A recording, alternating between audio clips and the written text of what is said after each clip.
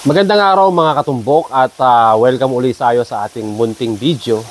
Ito nga pala si Oben Sena, ang inyong lingkod uli. Pag-usapan natin uli ngayon ang ating topic, ang J-flower. No?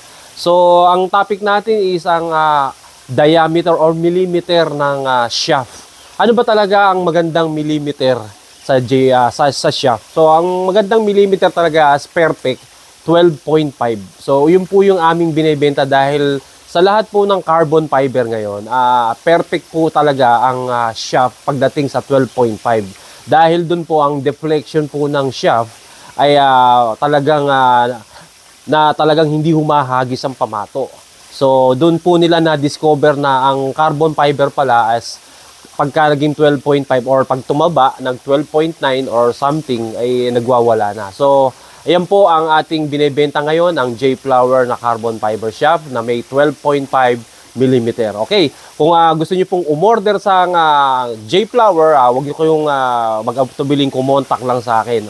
Pwede niyo akong i-message via FB Messenger o Bensena, or pwede po kayong tumawag sa 0956-2250-498. Thank you po ng marami.